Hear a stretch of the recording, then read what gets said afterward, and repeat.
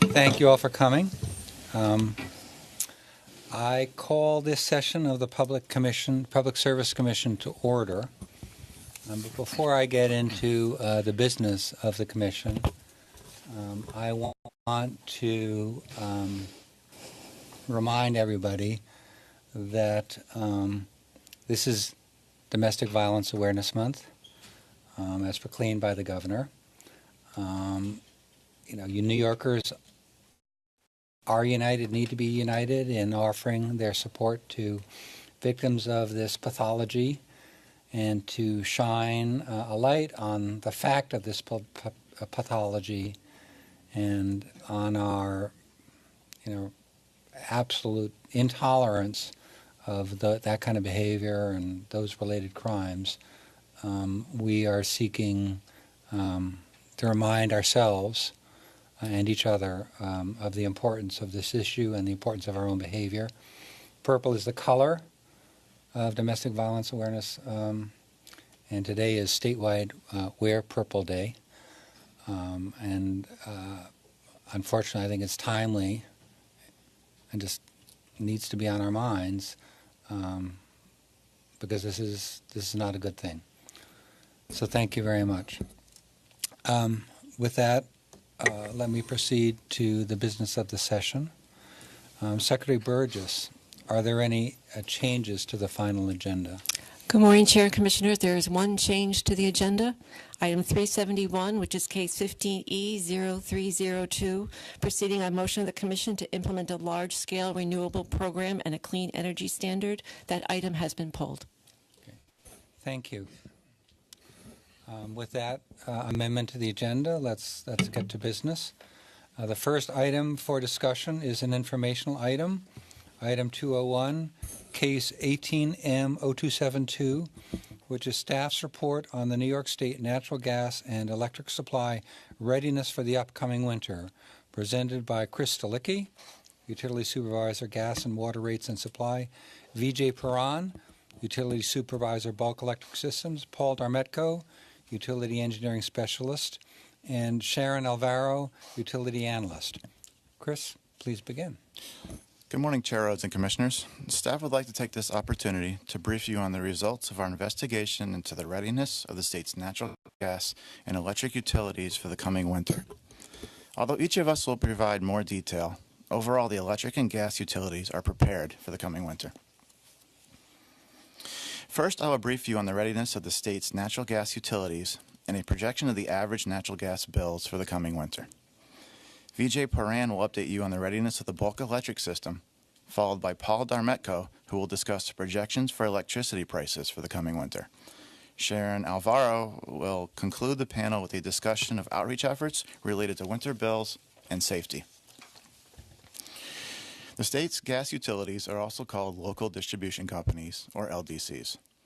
Based upon our review and representations by the LDCs regarding natural gas supply readiness for the upcoming winter season, staff concludes that the LDCs serving New York State have adequate natural gas supply, delivery capacity, and storage inventory to satisfy current firm customer demands under designed winter conditions this winter. And staff will continue to coordinate with oil industry representatives and the New York State Energy Research and Development Authority, or NYSERDA, to ensure that customers have access to adequate supplies of winter heating fuels. Each utility has a unique mix of assets used to serve a unique mix of customers. Some of the state's LDCs are experiencing growth in natural gas demand as local governments seek to phase out dirtier heating fuels such as fuel oil and propane. Especially in the downstate areas of New York City and Long Island, interruptible customers are an important piece of the puzzle, and their ability to stop using natural gas during periods of high demand reduces the amount of pipeline capacity needed to serve winter load. This is a type of demand response program that is decades old. Recently, however, many communities have expressed an interest in meeting growing demand through a greater use of demand response programs, including more efficiency, combined with what is being called non-pipes alternatives.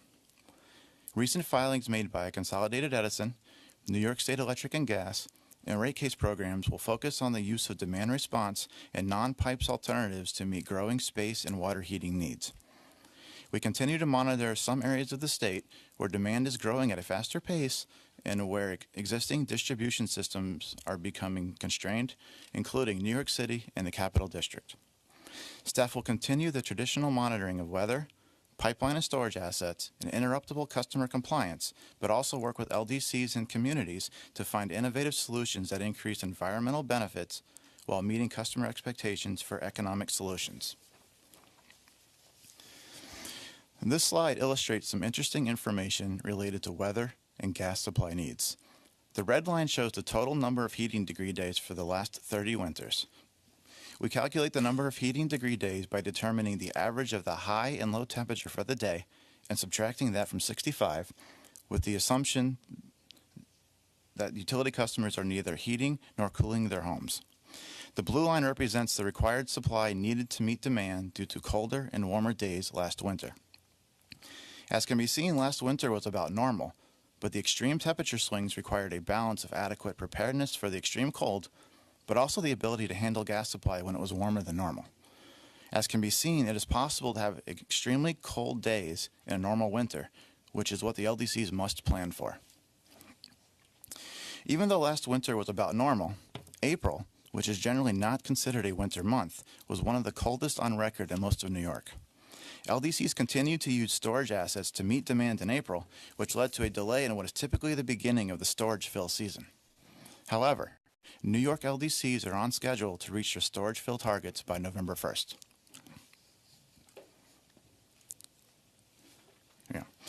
The LDCs purchase gas to supply their customers' winter needs in three ways, and this is represented by the pie chart on this slide.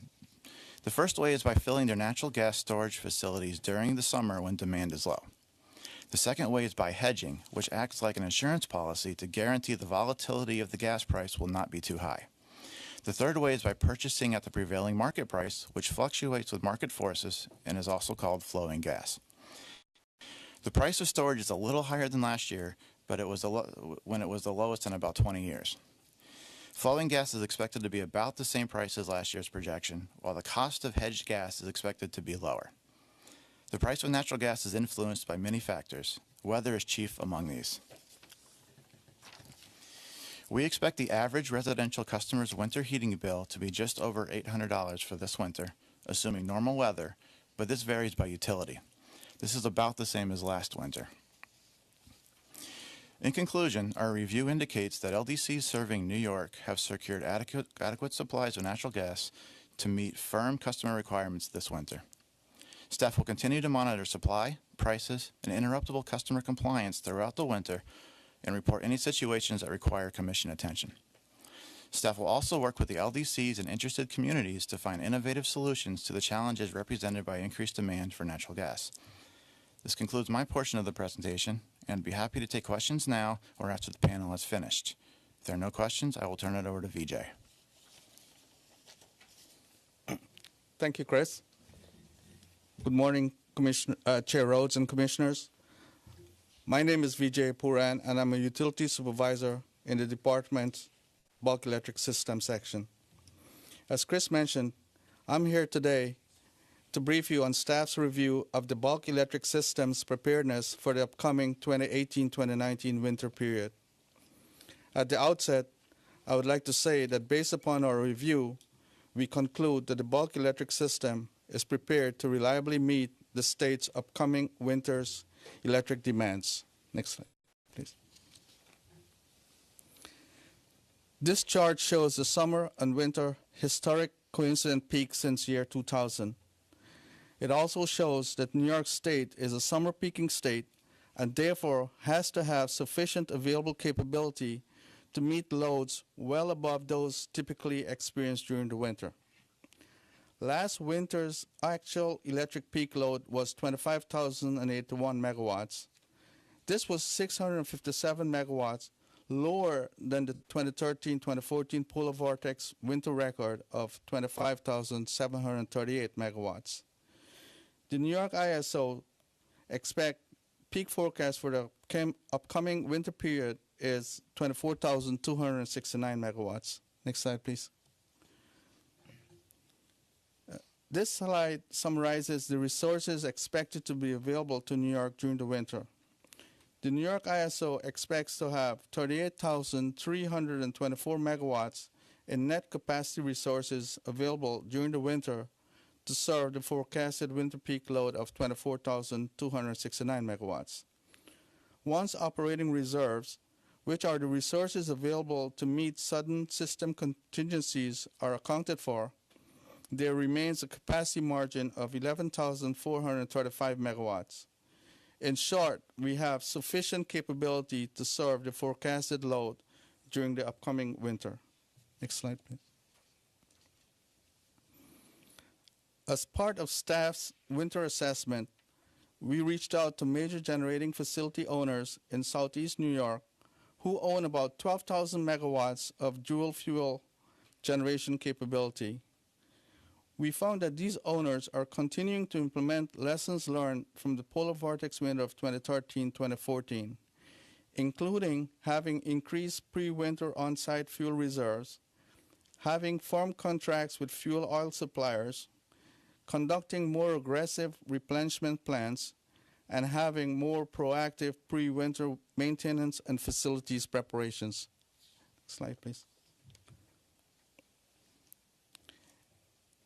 A winter coordination protocol is in place to facilitate communication between state agencies and the New York ISO in circumstances where fuel supply for generating facilities may be at risk, or if a generator owner needs a fuel specification waiver from the DEC to maintain reliability. The state agencies involved are the DPS, DEC, NYSERDA, and DOT. Staff also met with the New York ISO and discussed its procedures and protocols for the winter period. In recent years, the New York ISO has instituted various changes to help ensure electric reliability during period of tight natural gas supply, especially closely monitoring generator fuel levels and replenishments. In addition, the New York ISO has improved communications with interstate pipelines, local gas distribution companies, and neighboring ISOs during period of tight electric operating conditions. That concludes my presentation. Thank you. If there are no questions, I'll turn it over to Paul. I'll just suggest that we do questions at the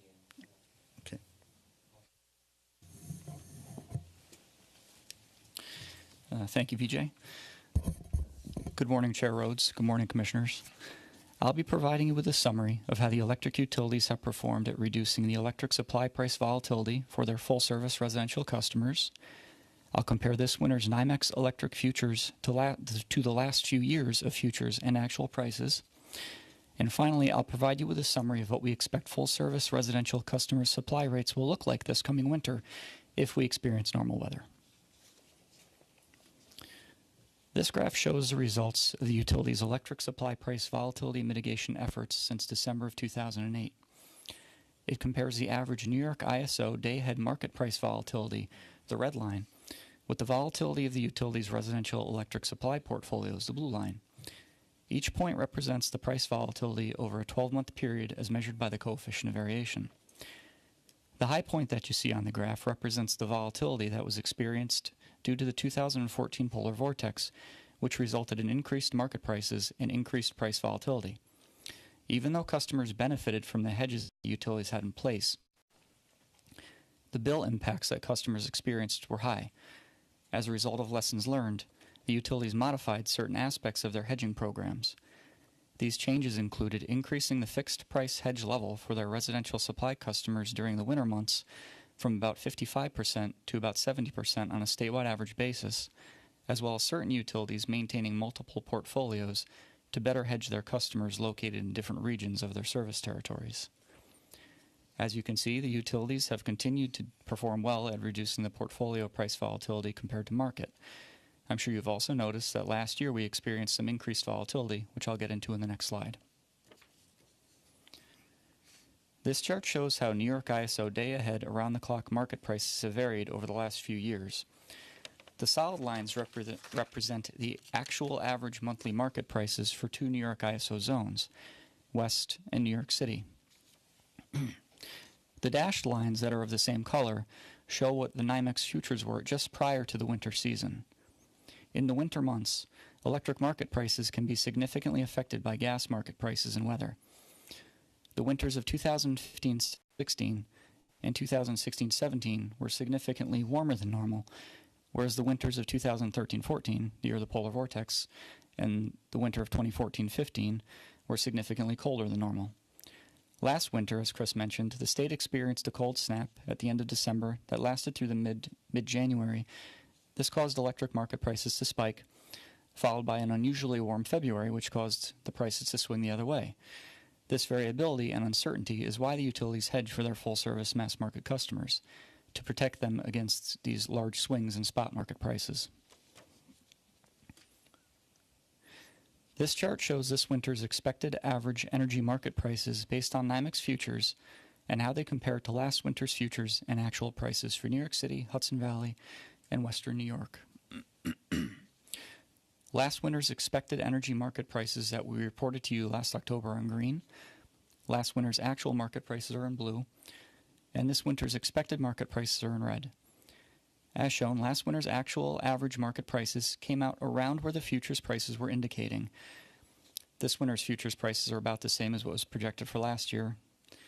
However, as always, the actual prices this winter will vary based on weather and other conditions.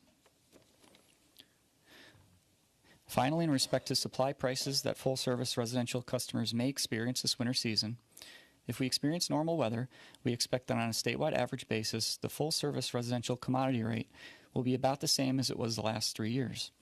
However, if weather does turn cold, the utilities have taken steps to protect their full-service residential customers through their volatility management programs.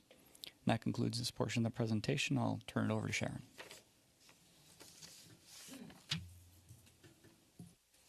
Good morning, Chair Rhodes and Commissioners. This report describes... I'm sorry. Can you hear me better? Thank you. I'll say. This report describes the work that department staff and the New York State energy utilities are doing to provide customers with information to help manage their energy bills and usage for the 2018-19 winter season. Next slide, please. As in previous years, both the department and the utilities will promote messages on how customers can control winter bills. These messages will focus on bill management strategies, such as financial assistance that is available from the utility and governmental programs, such as HEAP, also known as the Home Energy Assistance Program, budget billing, and payment options, including deferred payment agreements. Customers are encouraged to take simple, affordable measures to reduce energy use, help lower energy bills, and become more energy efficient.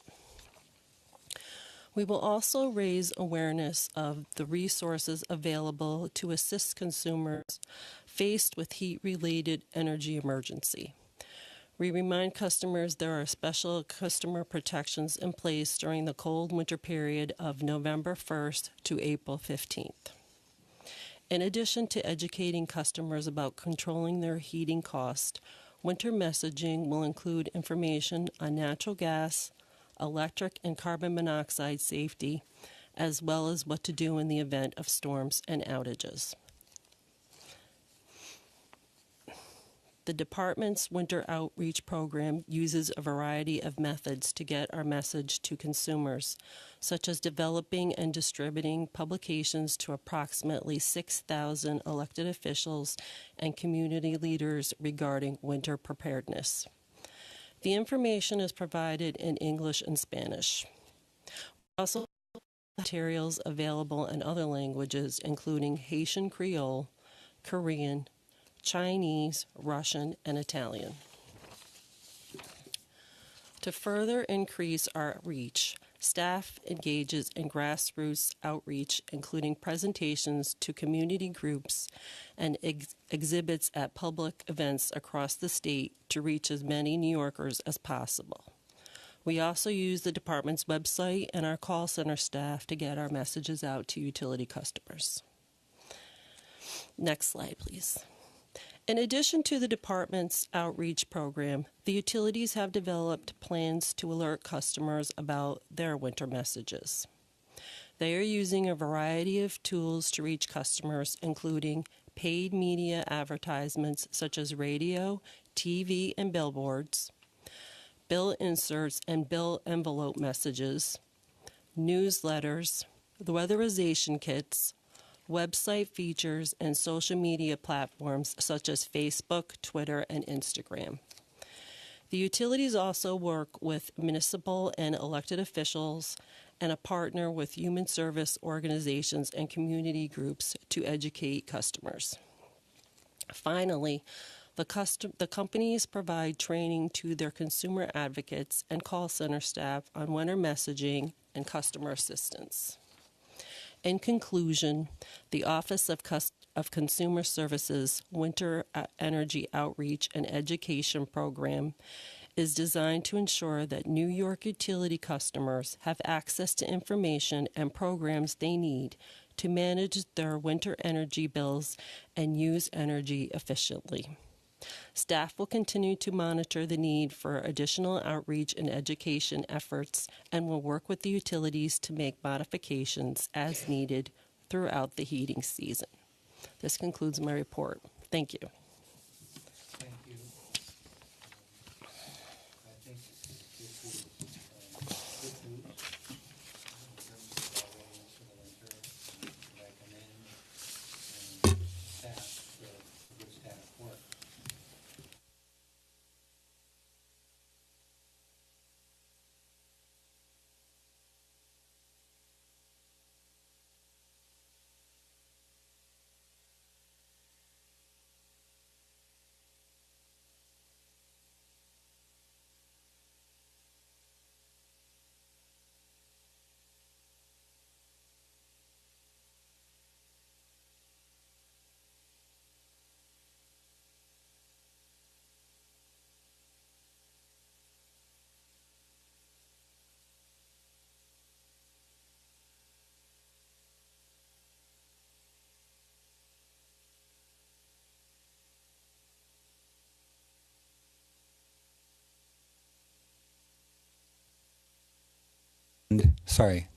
Attentive and repaired with respect to knowable and known pinch points. And we simply have to anticipate, I'm sorry to say, a much more demanding future. Thank you. Are there any comments or questions from my fellow commissioners? Commissioner Sayre? A great report, thank you. Like the chair, I hope this will be an average, relatively calm winter. I'd like to report there was snow on my deck in Fairport this morning. We can't trust Mother Nature to make things easy for us, so I urge the utilities to be fully prepared for whatever blows in off the lakes or up from the south or off the Atlantic this year. Thank you. Commissioner Berman? Thanks. Sorry. That's all right. Just making sure my mic stays with me. I'm kidding. We could share. Thank you very much. I appreciated this collaboration of staff in looking at the winter review.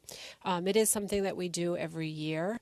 I will say, though, that I am particularly concerned going into this winter. EIA predicts that across the board on nationally on that we will expect to see average household bills for most major energy sources of home heating will rise this winter because of higher forecasted energy prices. Have we done, and I have a couple of questions and thoughts, but have we done a stress test on what prices will look like if we have a very cold winter?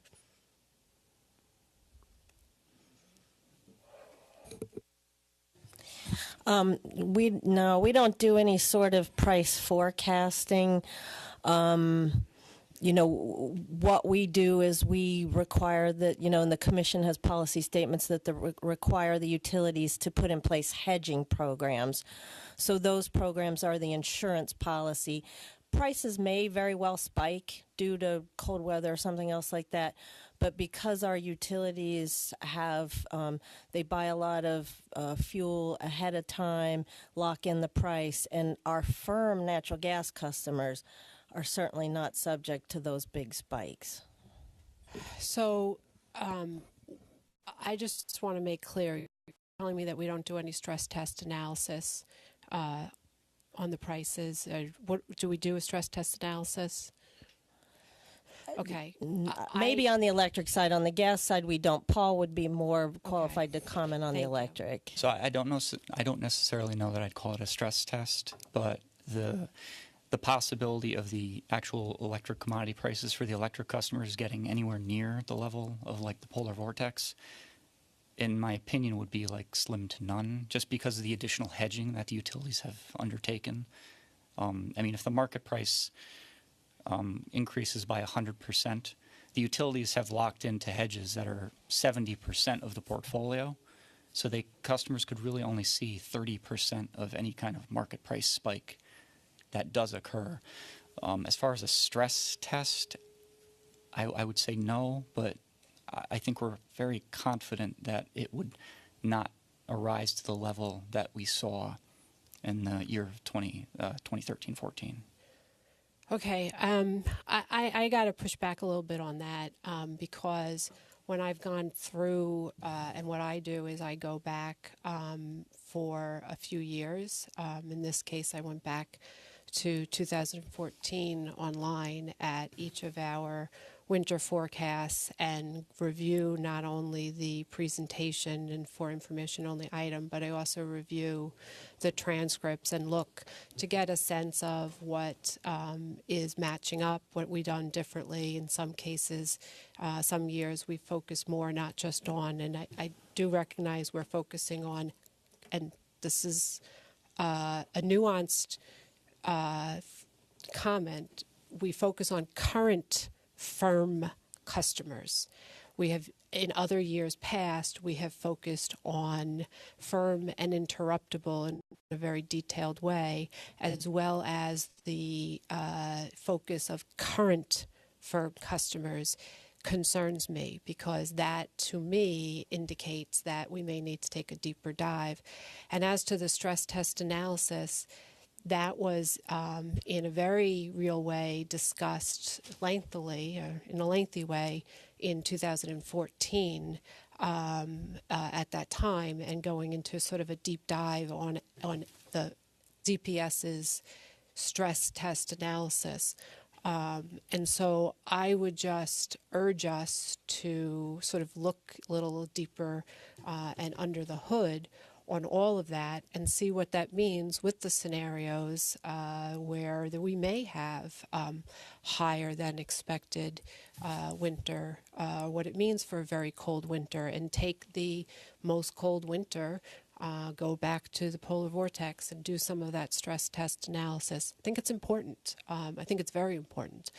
I also will challenge you that when we look at this and we're looking at constraints, and I'm just going to read from the 2014 transcript. In 2014, and these are not my comments, this was staff and also some comments that matched up with the chair at that time, Chair Zibelman. There was a recognition that at this time, while we were discussing the current winter forecast, we were not discussing the potential long-term action items, but there was a recognition that long-term action items include addressing basic infrastructure needs, both in the electric and gas industries, perhaps more gas pipeline capacity, to meet winter electric generation needs or some other firm gas capacity products to help improve electric reliability and reduce price volatility, and perhaps also more electric transmission infrastructure to help reduce congestion, to reduce price differentials between West and East markets, and these initiatives would require further study. There was actually also a focus on the continued development of new supply sources and the large increase in proposed and newly constructed pipelines to access these supply sources. And therefore, it was determined that New York State continues to see its situation improve regarding reliability, supply, gas commodity pricing, and gas price volatility. And so it continued. So my focus is really not just in the, gas side of it, but how it all relates to system reliability, not just for this winter, but the projections out. And we really are always supposed to be looking not just at this winter, but projecting out 5 and 10 years and making some predictions. And while I do understand that we made some course corrections after the polar vortex, part of our responsibility, I do believe, is to look at what it means in terms of what other course corrections. There were some course corrections that happened, including at the time of the polar vortex, focusing on encouraging fixed price contracts.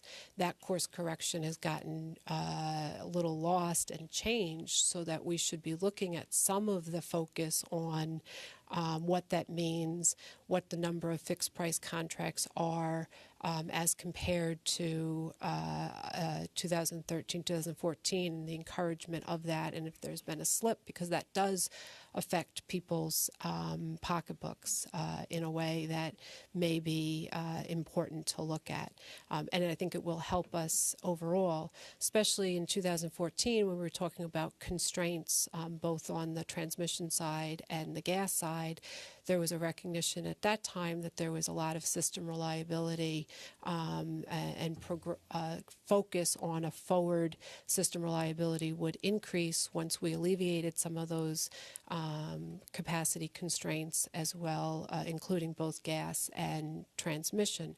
So to the extent that we need to take a look at some of those projections back in the 2014 winter review, what it looks like now. Some of it obviously is not in isolation from us, but it means that we have to collaborate in a very real-time way with others, including the ISO and other states in our region, and what that means for constraints, as well as also looking at how many events, negative events, are we prepared for? What does it mean? Do some tabletop exercises in terms of the critical event that may cause system issues. It also means drilling down more and pushing the ISO to focus on the fuel study that they have and get some real-time information in a way that will be helpful to us. And being more hands-on in that aspect. It's very important, and it will affect system reliability. And for me, it's not just about in 2014 where we say this initiative will have further study, but it's about bringing it back to the table and looking at it from, one season to another. And obviously the winter season and the summer season and some of those peak issues have changed. Some of the things we would have seen in the summer we now see in the winter, and vice versa. And it's imperative for us to look at that and make sure we're matching it up. Some of the issues are longer term, and some of the issues are relevant to now. To the extent that we also are looking at current firm customers, to me that also means that one of the things that we need to look at is What does that mean? Are we talking about increased moratoriums in constraint areas? Are we talking about economically as well as environmentally potential negative impacts? If we're calling upon the interruptible customers more, we saw just last month where we did an item where we said that the folks who were called upon, the temperature control customers who were called upon, who could showcase that, I think there were 89 who could showcase large customers, hospitals and schools primarily, that they couldn't go from gas to oil because the oil was not there. And therefore, we allowed a waiver for a lesser penalty for that. That there were others outside of that footprint who didn't showcase the same diligence as those customers, and so they weren't given the waiver and paid the higher penalty. But altogether, that information is relevant because as we enter this winter season, it's not just about talking about the 2013-2014 polar vortex lessons learned. It's really lessons learning from even just last month where we looked at that. At that time, we were also looking at a September 17th report that was supposed to be issued. I have not seen anything on it, so I don't know if it has been, that would look at the temperature control customers and interruptible customers and was looking at the need for the issues surrounding that and some potential course corrections in that aspect. That's imperative now. Analysis on that is now. That came about from, I believe, 2015, 2016 item that we dealt with, but it also, that 2016 item came about from the 2013-2014 polar vortex. So I laser focus us on these issues because I think it is imperative that we look at all of that. I also recognize that we are, I believe, nationally as well as in New York, at the lowest ever that we've been in the recent future on our levels of storage. Is that correct? Well, one comment I would make, nationwide storage levels are outside of the 5-year average. The 5-year average is a little bit misleading because there were a lot of additions to storage capacity in the, let's say, late 90s, early 2000s. So if you go back further than 5 or 10 years, it's a little misleading. But our New York utilities, we monitor their storage fill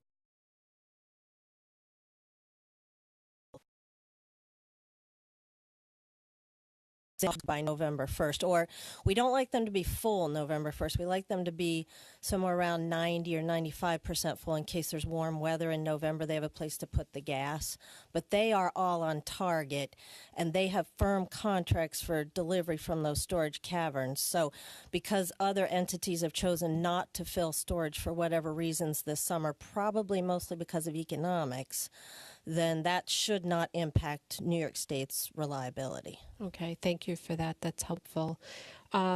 I do think it's important, especially, again, I think that sometimes people, when they hear gas, think it's in a silo. Natural gas is a crucial factor in power generation, and it also is a crucial factor in the impact on the electricity side and prices. So we need to be very cognizant of looking at all of those. And so while, I don't see them as in isolation, I see them as needing to be coordinated and collaborated together in a way that is forward-thinking and working not in the defensive mode but in the offensive mode to get to helping customers in these issues. One of the things I do want to recognize is the importance of consumer outreach.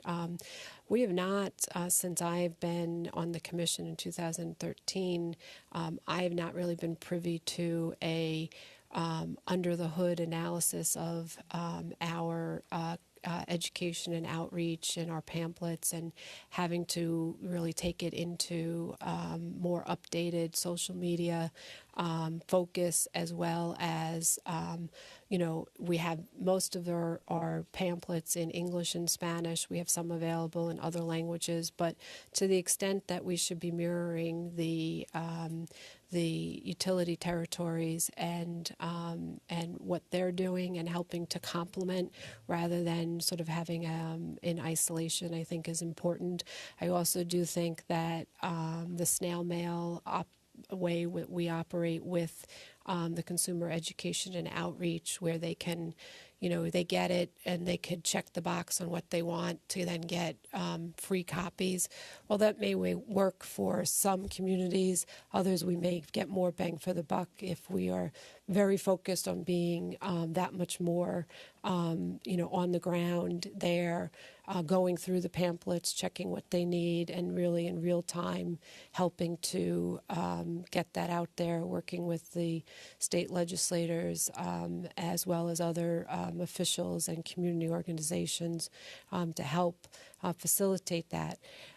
There is nothing like one-on-one direct customer access and contact. I had the pleasure of going with National Grid to a local community center a little while ago and seeing the National Grid consumer advocates really working with the folks there at the at the community center.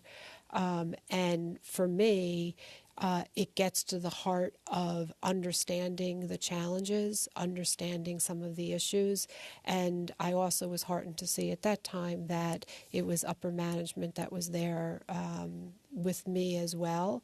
I was glad that drove the upper management to come to witness their consumer advocate, but they had been there before. They're working through that, but it also showed the consistency of having a utility consumer advocate in some of these critical areas during times that are really most necessary, during summer peak hours as well as winter, especially during the process for HEAP and emergency HEAP is vital and critical.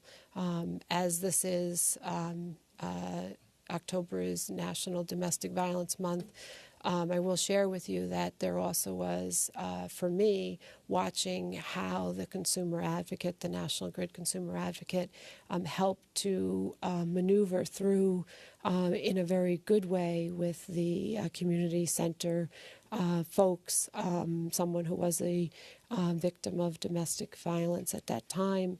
And so it really is about what we can do in that connection and helping.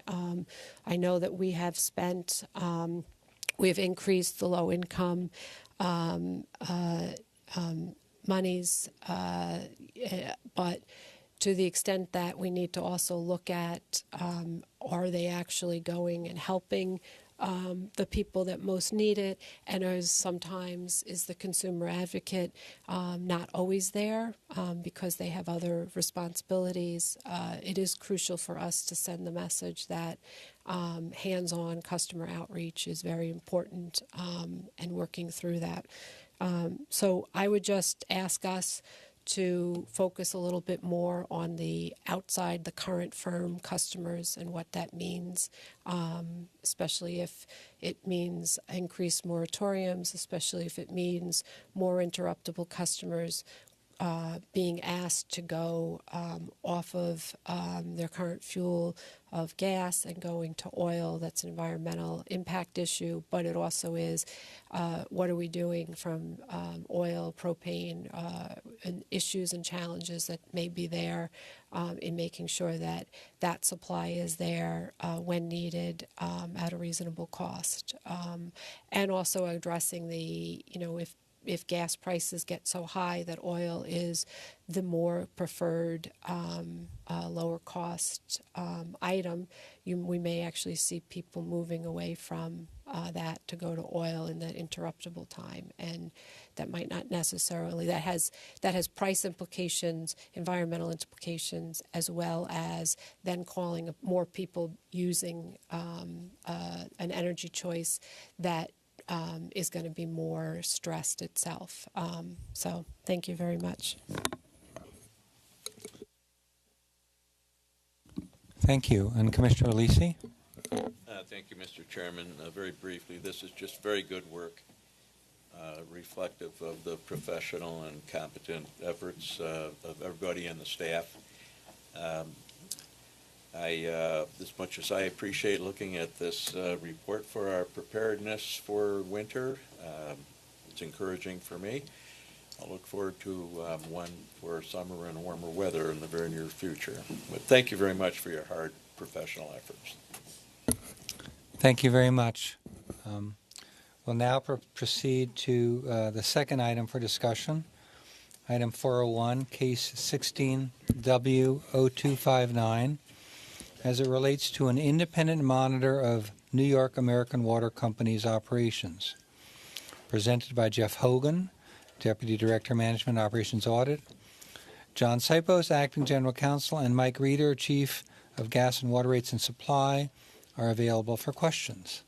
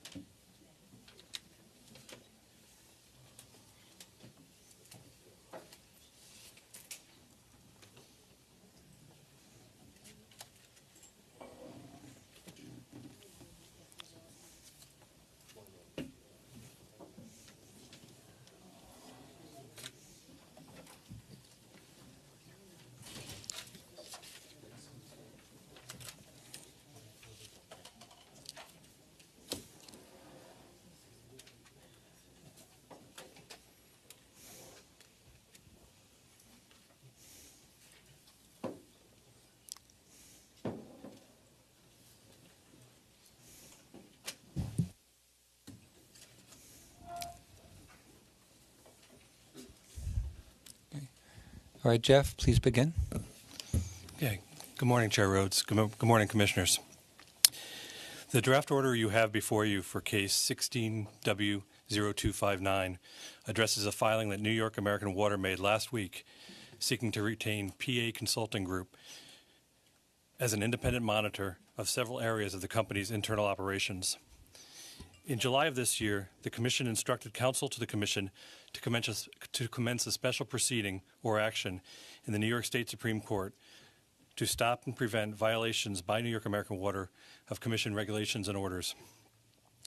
This directive arose from the company filing incorrect information regarding its plant inventory for its Seacliff division with the New York Office of Real Property Tax Services, or ORPS, and not being forthcoming regarding this in the company's rate filing. This mistake led to significantly overassessed property tax values that were then reflected in tax bills used in the support of the company's rates. After the directive was given to commence a proceeding or action in court, numerous customer bill complaints started to be received by the company from its South Shore customers.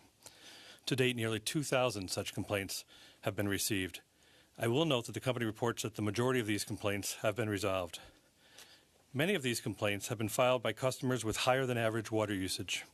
These customers were experiencing the impact of inclining block rates, which had been instituted in the company's latest rate plan. While such rates are a common tool to encourage conservation of water, they can lead to higher bills for customers who use more water than the average customer. Without proper notification from a utility of the change in the way they will be billed, customers do not have the knowledge that their bills will likely increase if they do not adjust their usage. Staff has determined that the company provided inadequate notice to customers before the rates went into effect. Over 200 New York American Water customers have also filed formal complaints with the department, and many others have sent in comments to the department. Staff has been working to address these complaints and has reviewed the customers' comments. We believe that between a consent order, I will discuss in a moment, and this draft order, many of the customers' concerns regarding their bills will be addressed in as expeditious a manner as possible. In light of the many concerns raised by New York American Water's customers, staff has acted promptly to provide immediate relief to customers and to ensure that customers are better informed in regard to the conservation rates that are in place. The company and counsel to the Commission entered into a consent and stipulation on August 28, 2018, and filed it with the New York State Supreme Court. A consent order and judgment was approved by the court last month. The consent order has many components, including the company agreeing to use shareholder money to refund any amounts that customers had been billed under the highest block of rates and to not bill for that block for the remainder of the rate year.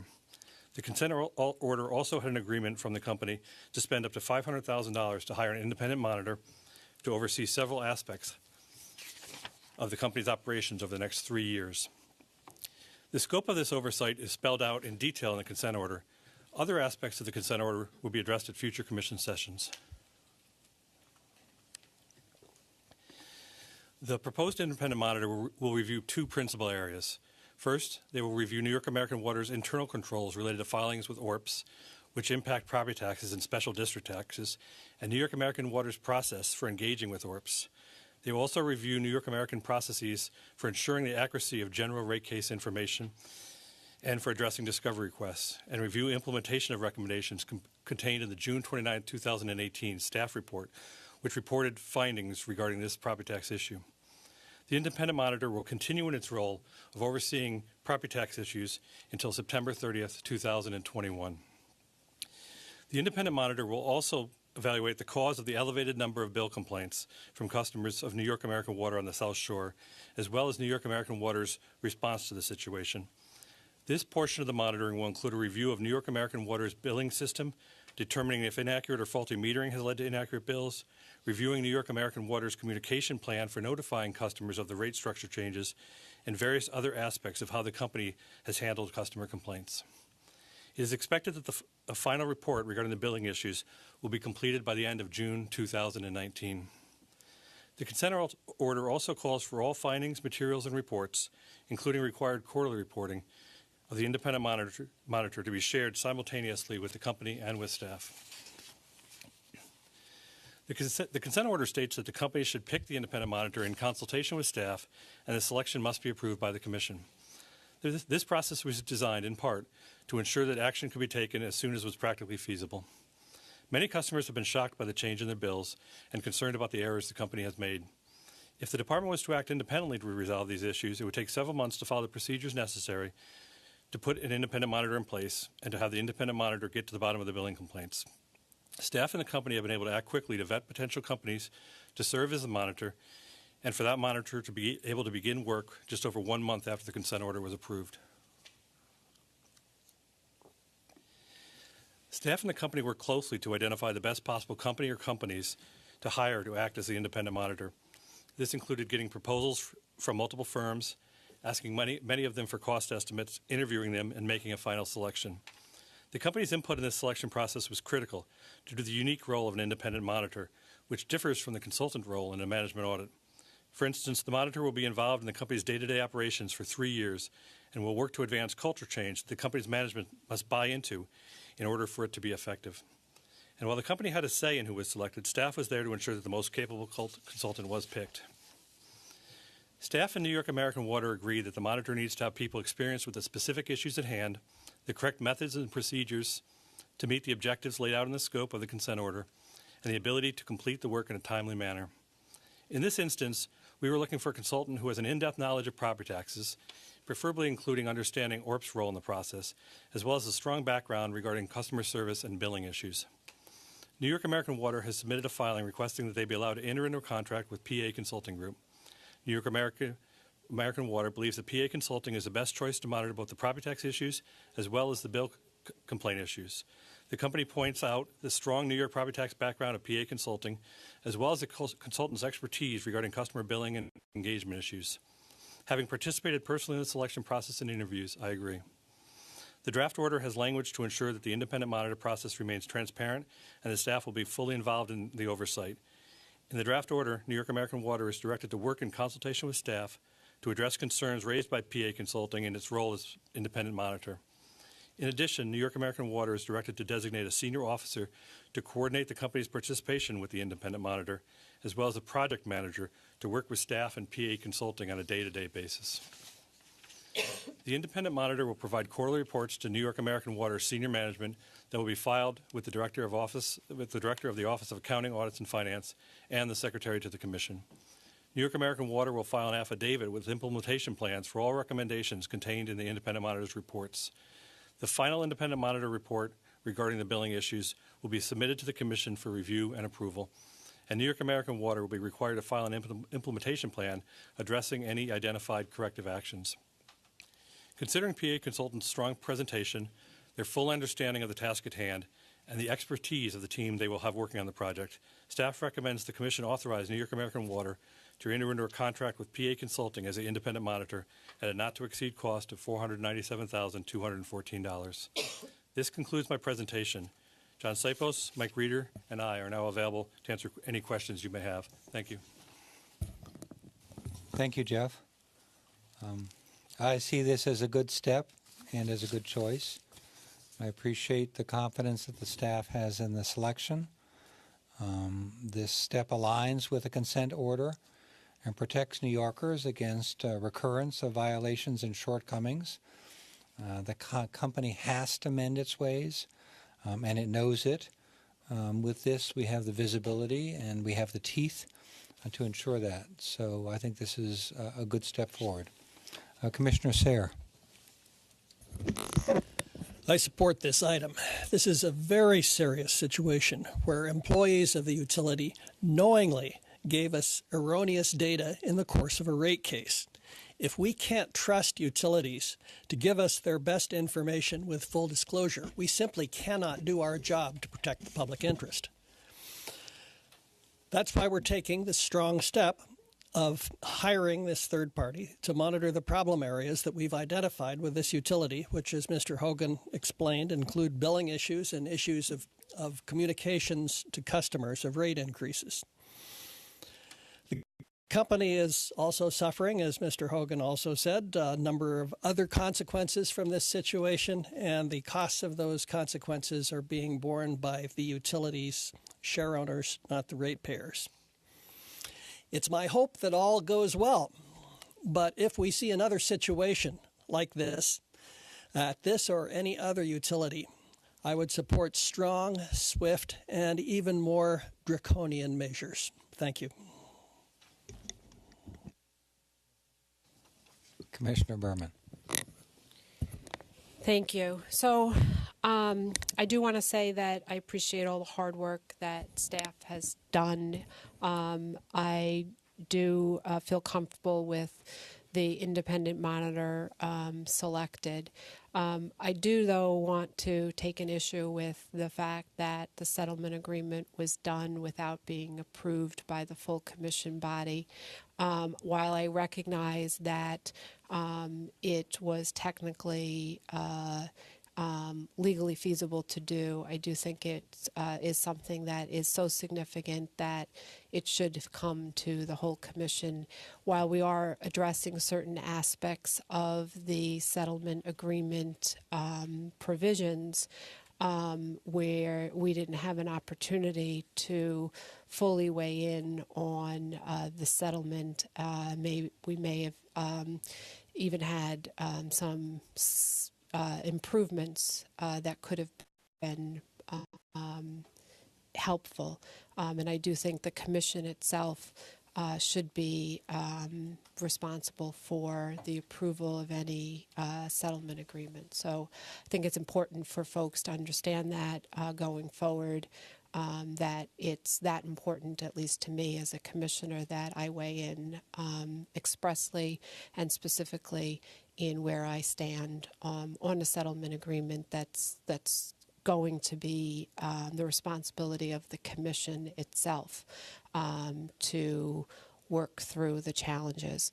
I do also want to say that while there are clear issues that we have addressed in other cases with potential fraud and other things, there are many aspects of this and the independent monitor that is really outside of those issues, and we're being dealt with, in while it's a part of it, and while it's the need for the independent monitor. It really isn't the driving sole factor.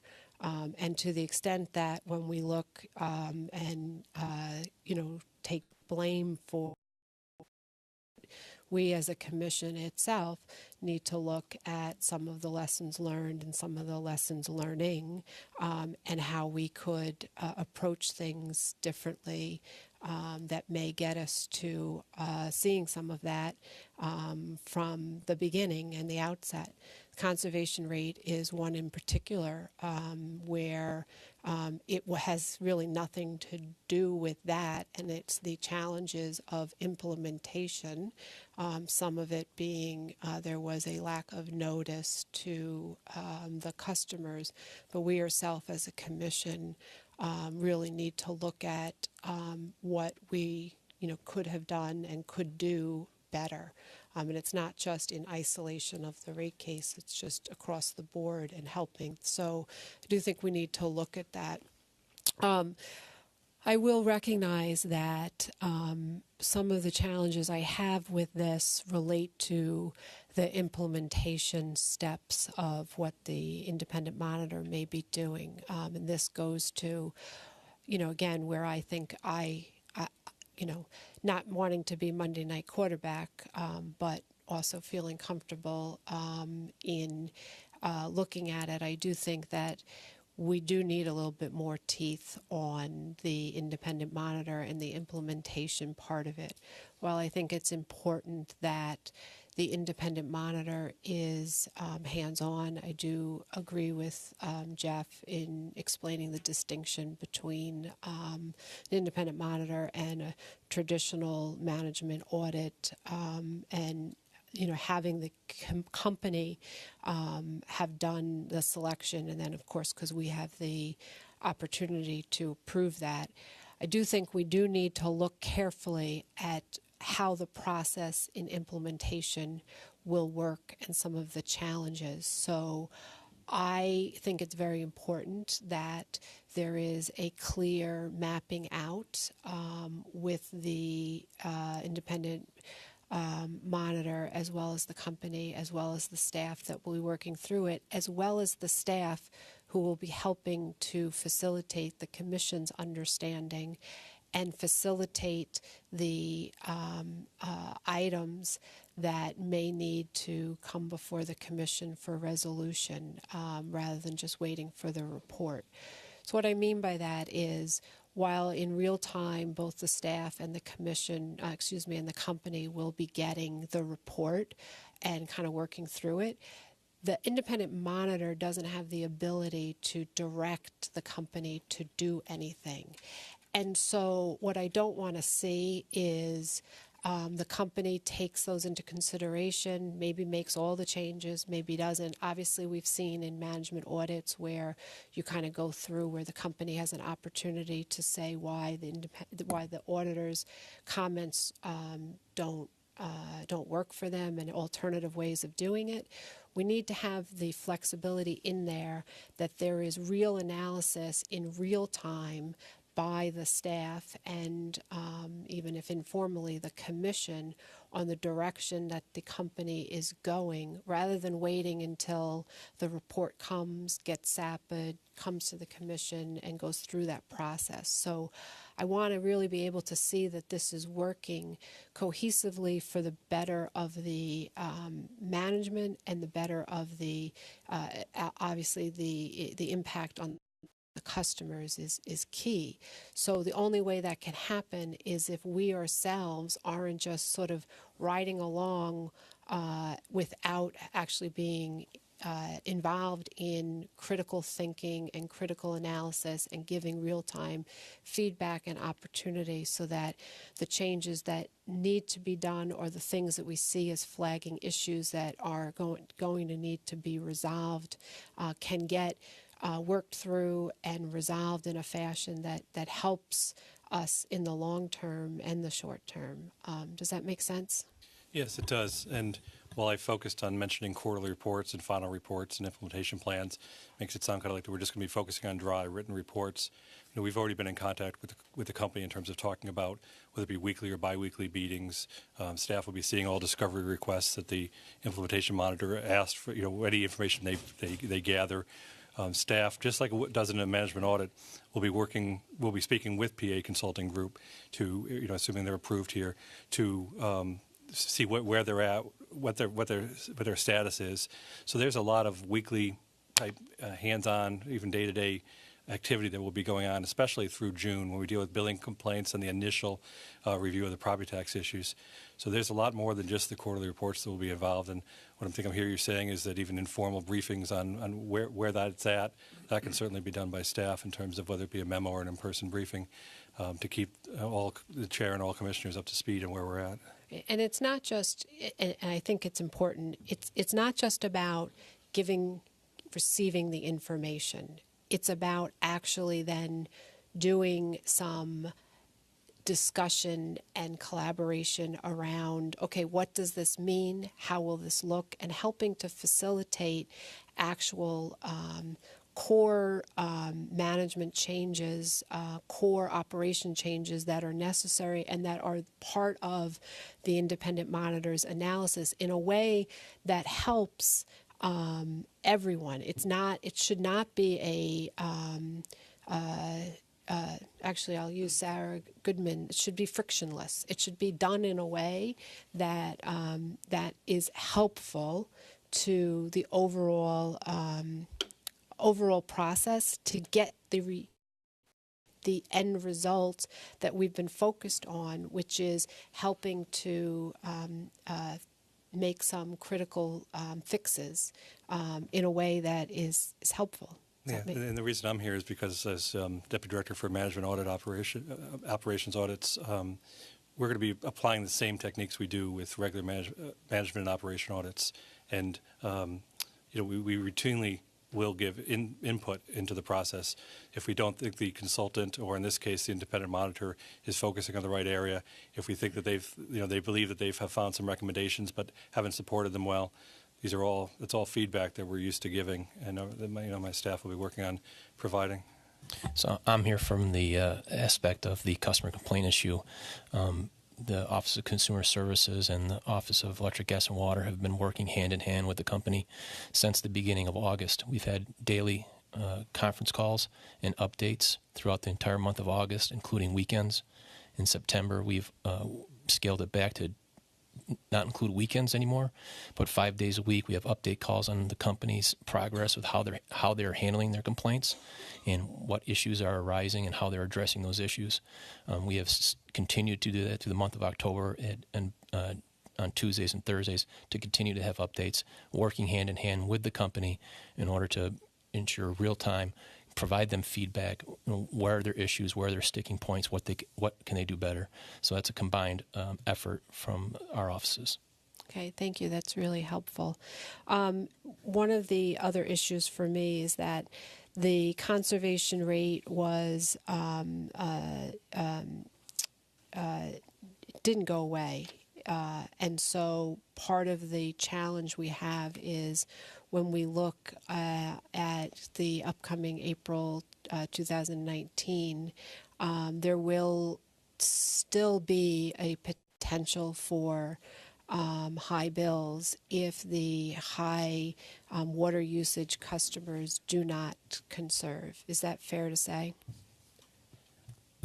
Yes, that's accurate. So what we did in this interim period is that we suspended the Tier 4 rate, but on the customer's bill, they're still going to be billed at the Tier 4 rate, but then they'll also receive a credit that will credit customers for that usage amount in that Tier 4.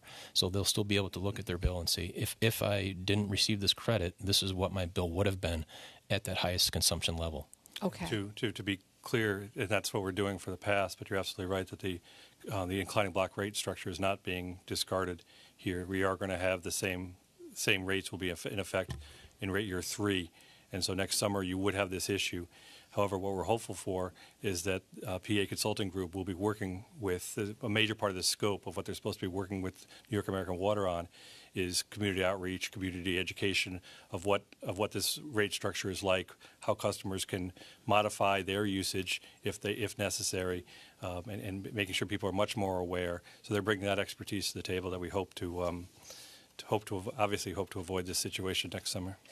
Okay, so food for thought. Obviously, when you look at, in this case, Nassau County, it's made up of a bunch of water districts. It's made up of private water companies as well as public water companies and water districts. And as we know, DEC issued a goal, which I think a lot of people think is a directive, but it's a goal, and it's a sound goal environmentally, of lowering the, I don't want to misspeak, so Jeff, why don't you say exactly what that goal is? I think Mike could do that better. So, yeah, it's a 15% reduction of peak pumpage usage compared to 2012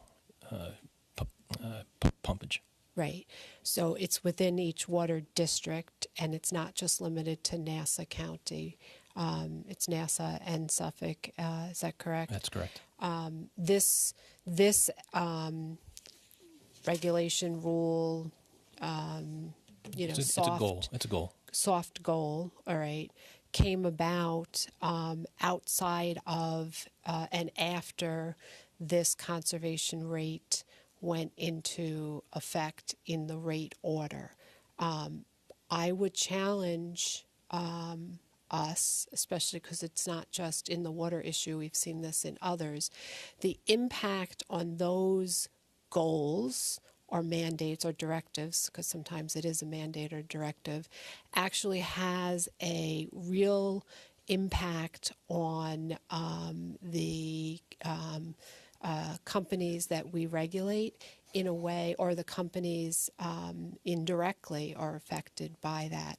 And so we really need to be more enmeshed in that and making sure that the economic analysis is done and the potential impact on customers is done before we issue soft or hard goals in a way that helps us and could have, helped in terms of what that means for the impact on the conservation rate and sort of work through those challenges. So I just say that because it is a continual concern when I do see things being done that could potentially have a dramatic impact on, on us and the folks that we regulate and the customers that they deal with. And I think it's not just limited to this soft goal, but actually even if you see in the peaker issue in New York City, some of that will have a direct impact on reliability and working through some of those challenges and repowering. So I just point that out because I think it's imperative. The other aspect that I think is that looking at it and doing some of the studying that will be going into account, we need to take into account those high energy users or those high water users who will not, there's sort of a couple of camps, right? They either can't, they won't, or they are challenged by trying to institute conservation measures. When I look at across the board, the water districts in Nassau County, a couple come to mind. Roslyn is one, where they have, after this soft goal went into effect by DEC, one, I think everyone saw it as a mandate, not a goal. But, and again, it's not necessarily a bad goal. It's just that the focus has been on the customers in ways to reduce their water usage without necessarily, for me, working sort of together with us and, in this case, American Water, as well as the other water districts to get information and data that may be helpful. Is there a problem in other water districts? Are they doing things successfully in terms of things that help to conserve? Are their customers working through some of those challenges? That information may be being done, but it's not being shared with me as a commissioner in a way that helps me facilitate, better management over these issues. So I could want to say that New York American Water is currently undertaking and executing a strategy that will help it better understand its customers' usage, their willingness to modify behavior, and access to technology, as well as improve the company's service to those customers. It's a strategy that includes a comprehensive conservation survey, education and targeted communications, and an incentivized conservation program. The company's undertaking that as we speak.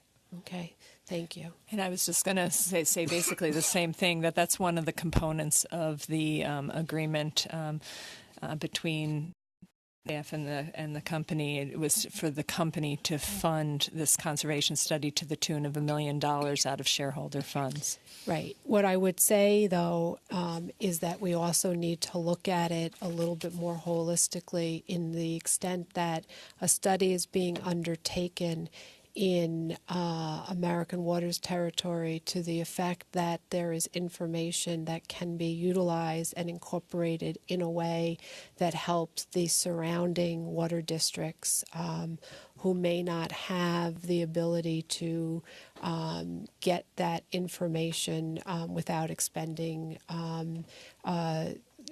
significant funding. It is not about that American Waters should bear the brunt of that funding, but it's about that we can all have some impactful information that goes to help all of the goal in that whole area in reducing water conservation, and actually may help facilitate understanding in what the customers are experiencing, what some of their challenges are, especially just understanding even in terms of infrastructure challenges, aging infrastructure challenges of the water pipes, and also, since we're focused on that, to the extent that we also focus on dig safely and other aspects that go into that as part of the issues, because some of the challenges are the conservation can only happen if the pipes are upgraded, or there are issues with certain leakage issues that might occur, and we need to look at that and help. So to your point, I'm sure New York American Water would be willing to share the results of its study, any publicly available information that comes out of that, to share that on their website or to share that with other water districts. And to the extent that they could work before the study gets issued, that there may be some components that can get factored in that would be helpful to them in their study as well, I think is important. I think I made myself clear on that, so I'm good. The other issue I do have is, I do know you said that the majority of complaints have been resolved.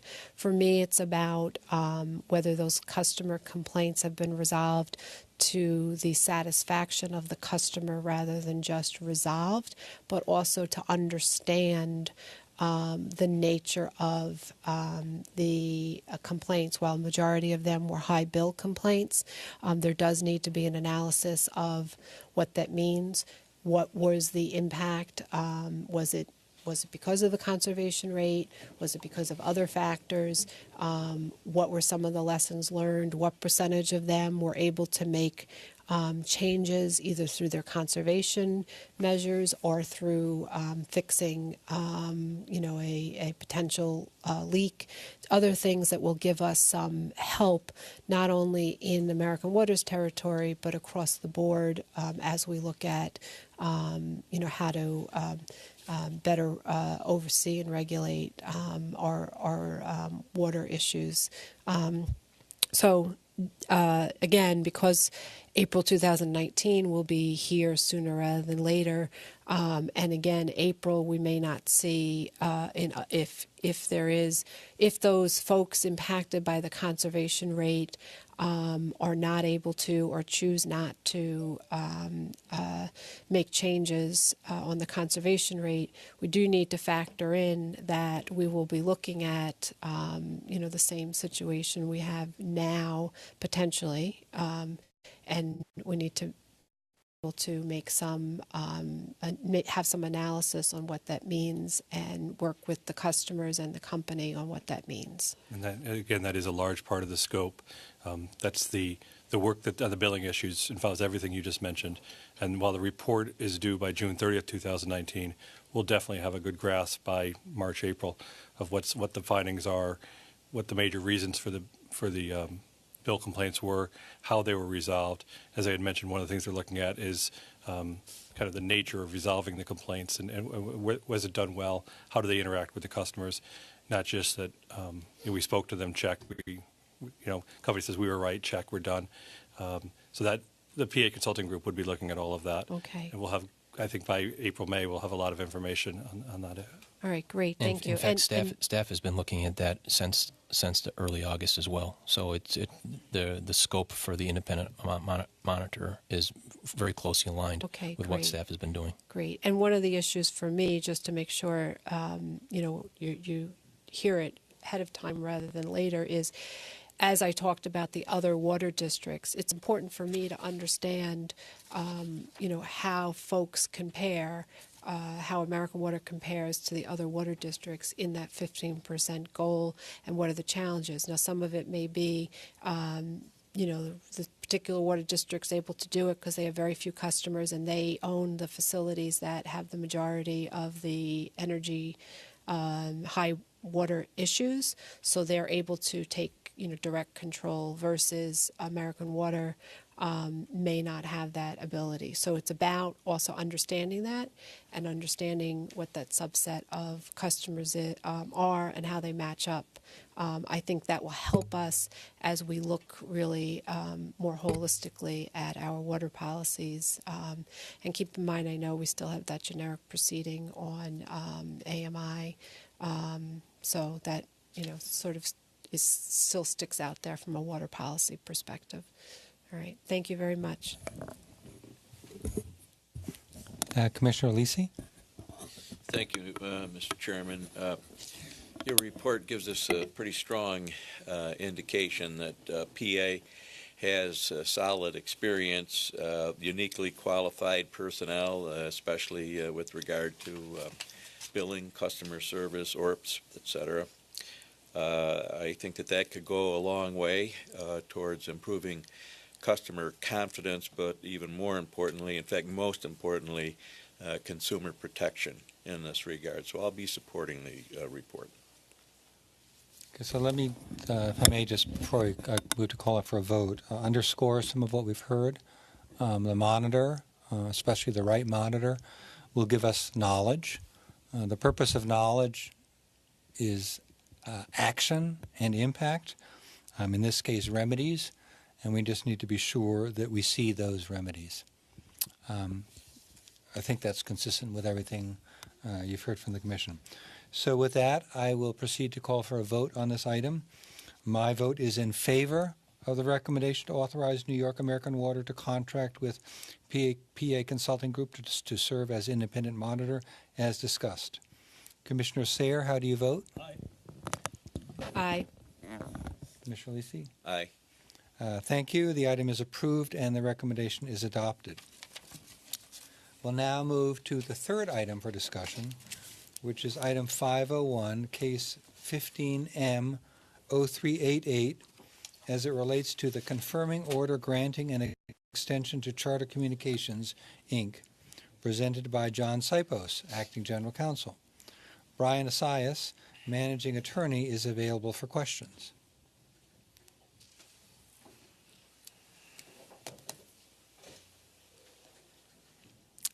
John, please begin. Good morning, Chair Rhodes and Commissioners. Item 501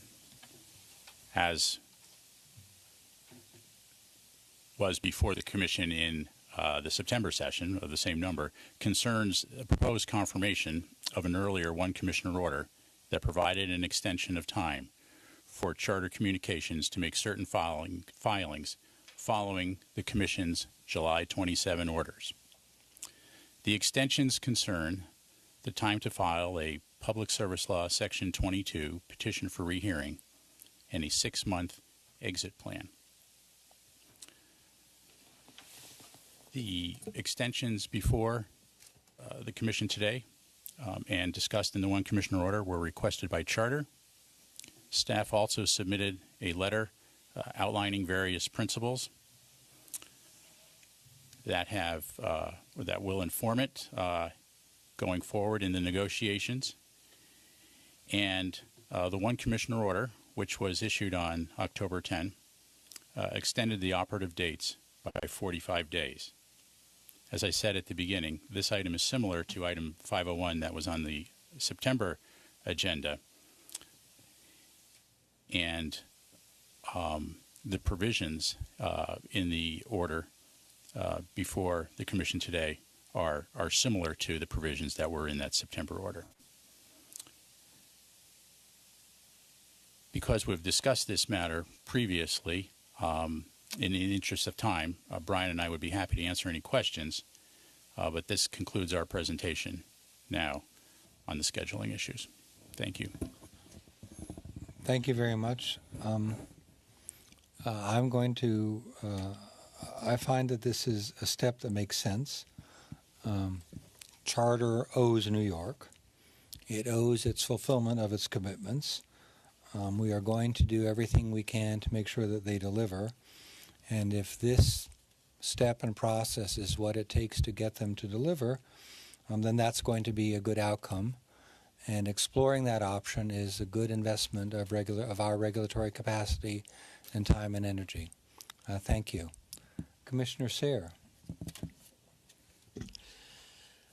I'm voting in favor of this item, but I have to say that I'm impatient. What I'm looking for is the broadband that Charter promised to upstate New York residents, appropriate consequences for Charter's failure to provide what it promised, when it promised, and an enforcement mechanism that will make these things happen.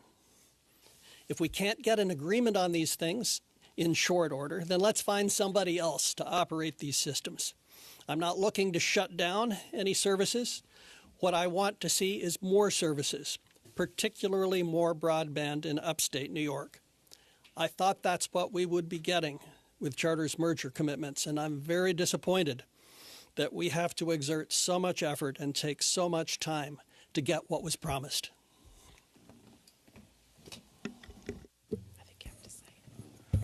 I have to turn the floor over. Commissioner Berman. Thank you. So I, to avoid any drama, I'm a no. And when I say avoid any drama in terms of suspense of where I am on this, I spoke at last session pretty lengthily about my concerns. So I stand by all of those and then some.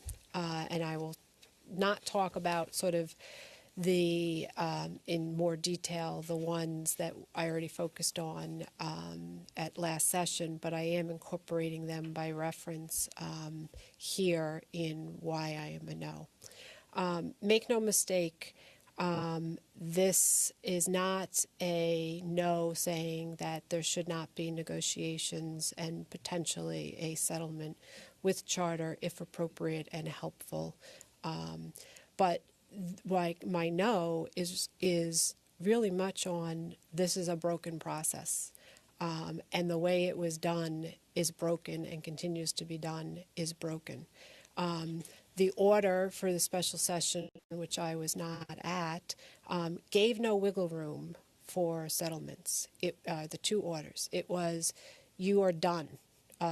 Tell us how you're going to be done, and goodbye, good luck. And we're going to court. And so there's this weirdness in my mind, of then somehow that is, now that was a window, I guess, an opportunity for settlement discussions to happen. The order itself did not allow that. The order itself was the orders and the comments at session, which I was not at, but the comments at session were very clear. You're done. Now, I'm not going to get into, because there is no petition for rehearing before us to look at, but I'm not going to get into the validity of that, and I'm not going to talk about the threshold issues I have with the validity of the orders themselves. That is for another day if that opportunity arises. What I am concerned about is the process and the message we are sending. Whatever orders we do, people have a right, if they want to challenge them and bring petitions for rehearing.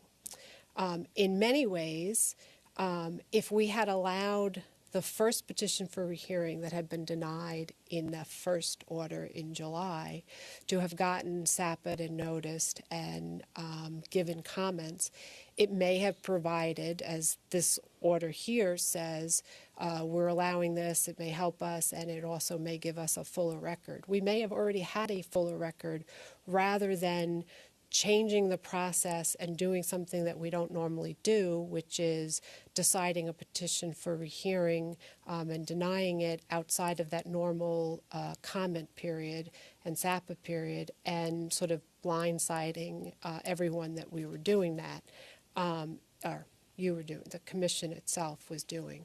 So I am a little confused by that.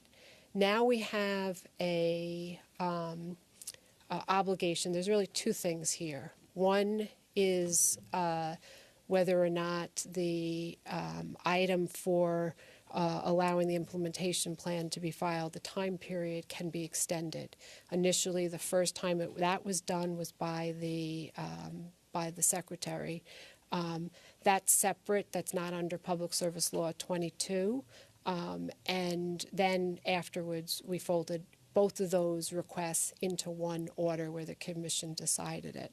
So for me, one of the process issues is we really do need to examine when those types of requests come in, whether or not the commission itself on critical matters should have less discretion to grant them without commission say-so. May be appropriate to look at that and examine it. She does have currently that discretion. The orders generally allow that, boilerplate discretion, but it is something for me I'm cognizant of, especially when we do get criticism across the board that we're potentially continually extending items through the secretary. And so I do want to raise that as an issue. We may need to look at what items and extension requests need to have sort of weigh in by the commission. And it doesn't have to delay things because the secretary is issuing that at the direction of or on behalf of the commission through the chair. So it could be done in a similar fashion and looking at that. So it's just something for us, food for thought, what the role of the secretary is in some items that may go beyond ministerial actions and actually impact the nature of the proceeding itself and the tenor of the order. So I am laser focused on that issue. The second issue comes to the Public Service Law Section 22, which is very clear. Parties and those who have an opportunity to petition for rehearing. They must do so within 30 days, not 31 days, not 35 days, within 30 days, unless good cause is shown and determined by the commission. There is discretion for the commission to determine what good cause is. There was never before good cause except for one Entergy case, good cause found to extend that. The last time when that case, it was a long time ago, and it was never before done by this body of commissioners. That was because of a computer glitch that everyone could see that they had been filed, but there was a mix-up, and so it was very clear that the technological challenges, everyone was in agreement that there was no intent to get around the deadline. It was, an unfortunate situation, and therefore it was allowed. I have not seen if we've ever denied for good cause.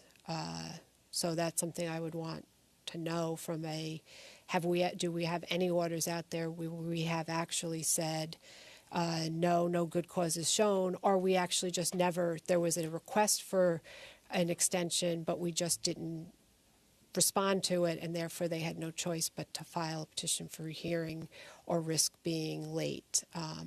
So those are things that would be helpful for me to have. I don't think we'll find any because I think I would have been shared that, but I do say it is food for thought. So when we get to the good cause aspect, we have in where I sit, we have, while it may appear like the right thing to extend that good cause because staff is working productively, and I say, as I said last session, whatever that term means, productively, in discussions with the company that warrant, delaying the petition for rehearing to be filed.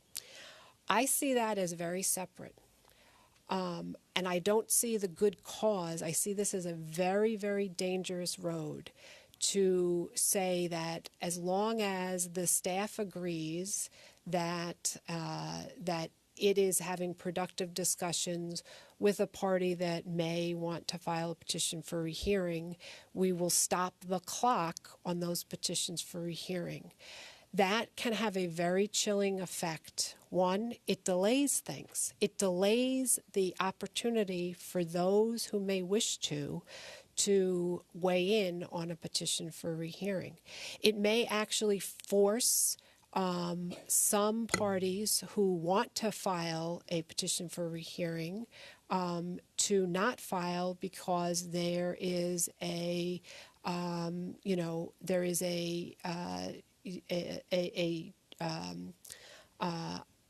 there is that staff approaches them and says, we want you not to file that petition for rehearing and engage in settlement discussions. That may be right, it may be wrong.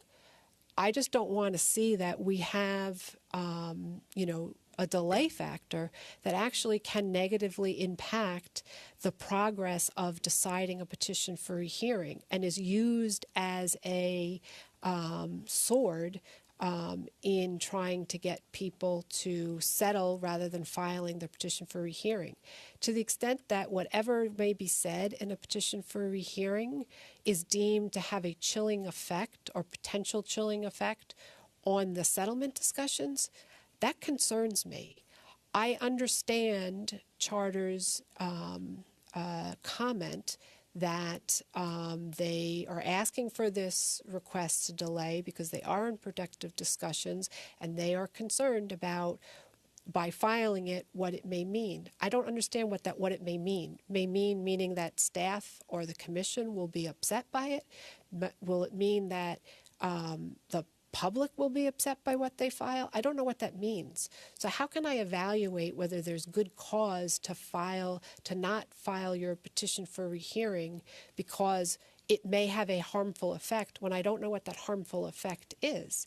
So for me, it shouldn't be an either or. There should be some way of filing that petition for rehearing that doesn't stop the clock, and yet also, if settlement discussions, again, it was not something that was seen in July as a possibility, but if there is some wiggle room to have productive settlement discussions that may help the overall focus and intent behind the orders, then we should figure out a way to do that that is also not potentially harming anyone who needs that petition for rehearing to be resolved. Many times there are petitions for rehearing that are filed, and then it may get settled.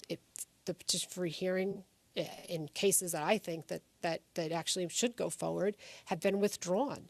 And so for me, when I look at Public Service Law Section 22, and I did go to the legislative history, there was nothing in the legislative history that was available to understand what maybe would be helpful to the language and what good cause the legislature was thinking about, primarily because the section where Public Service Law 22 had the added with good cause, I believe we've determined that the 1911 fire destroyed those legislative history documents. However, if somehow they're out there, that may be helpful to explain what the good cause, what they were envisioning by it. Since we've seen since then, in all of our history, and I have not seen anything else, to indicate that good cause isn't seen as because staff is negotiating productively, I just think it's a very dangerous road for us to go on and may actually have a very negative impact in other matters and may actually harm us processing this. If we, as Commissioner Sayer says, he's very, I forget what word you used, impatient, well then he should actually be supporting not allowing that and having the petition for rehearing to be filed so that we can actually get the ball rolling from a SAPA and notice and start the clock. Otherwise, no matter what, whether we lead to productive settlement discussions that end in resolution or we lead to a petition for rehearing because we weren't able to resolve it, we actually stopped the clock. And so we're that much further away from deciding how we're handling things. And I just don't get that. It really sits in a way that, for me, from a policy and perspective, what we're trying to achieve and what the fear is of filing that petition for rehearing that clearly staff also agrees with is a problem if it's filed. And not knowing what that actually means, that is deeply troubling to me. And we should be more engaging in trying to figure that out. And it's lessons learned in that the orders themselves, when you issue directives that do not allow any wiggle room, need to be very clear that there may be wiggle room. And allow what that means, because otherwise our order does not speak for itself, and we're making changes to it, without necessarily the benefit of the commission as a whole looking at that. So we may need to revisit that issue. I do think that it comes down to how to resolve this. I look at the order itself, the newest one, and let me just make sure I read the right language.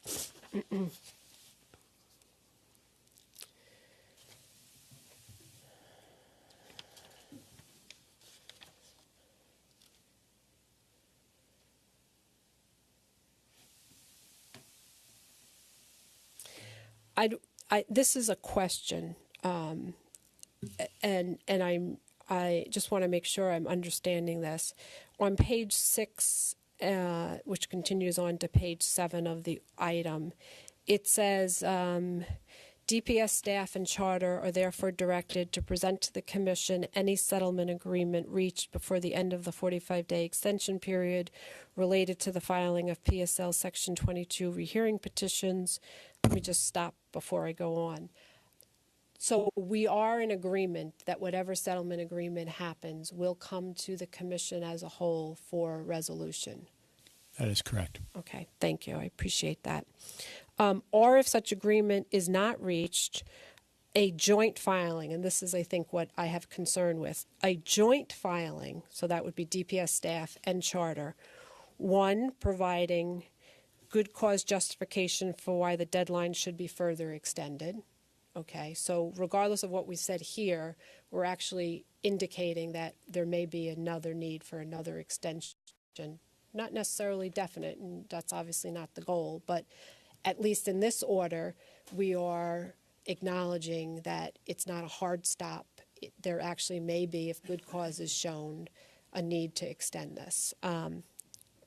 Or two, stating that no settlement agreement was reached and that the processes set forth in the compliance or revocation orders will resume without delay. So I have two, I think, questions here, though they may sound like statements. One is, there has been no discussion here on what further good cause justification may be, so I would assume it would be the same.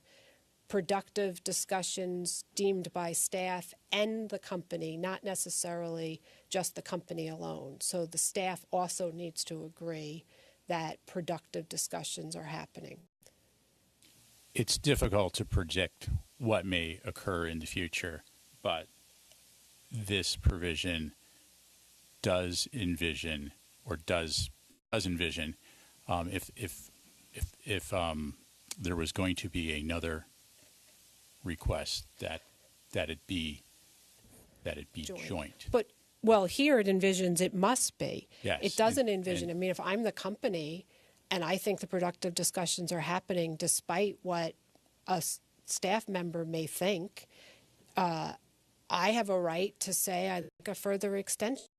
Now, clearly you're indicating staff must agree. Clearly we understand that we always look at, well, where's staff? And they would put in papers in opposition if they didn't agree, primarily.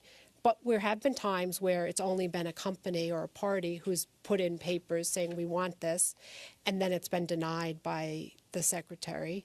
And we don't know where the staff is.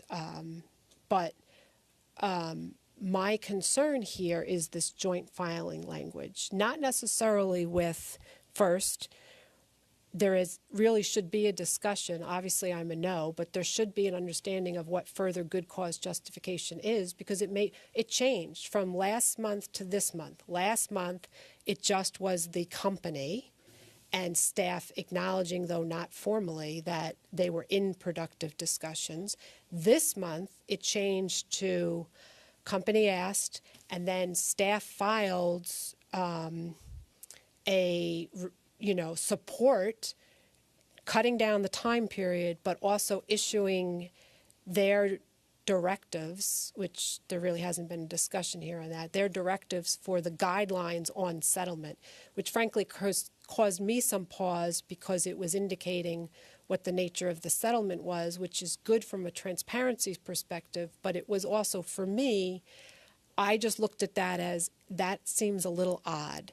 So for me, I would like to understand, is it so good cause means that there will be an explanation of sort of take the guideline settlements now, those still are the same, they may change, or we may have something a little different. And I think that's what I'm hearing from you, right? That there may be, you don't know. You don't have a crystal ball, you don't know. That is correct. I don't have a crystal ball, but going to the question about good cause and the legal standard, and to your last question, but also I think to your prior observation, going and looking at the legislative history of Public Service Law Section 22, the phrase good cause is a pretty common phrase throughout procedural statutes here in the state of New York, and it is a standard that vests discretion. And I think based on the discussions we have had, there's agreement on that. I would also suggest that is a case-by-case standard, depending on and vested in the discretion of the deciding body. I totally agree with you.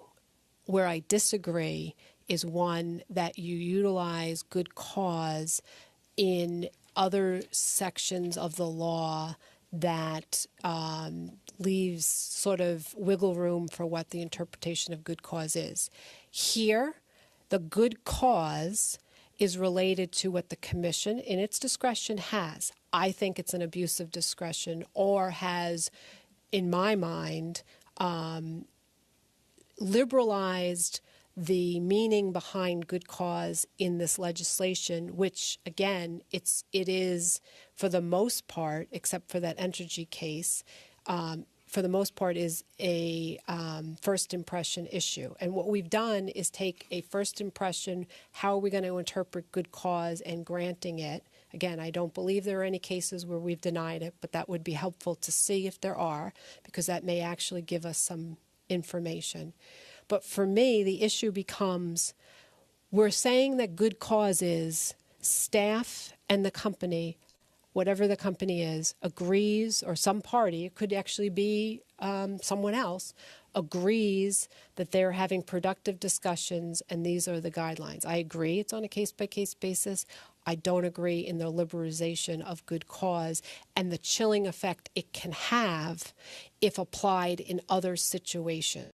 So I understand that, and I think I hear you saying it's on a case-by-case basis. These facts are unique. Therefore, we are going to allow it here. We may not allow it elsewhere. You may recommend not allowing it elsewhere. It's the commission who will decide.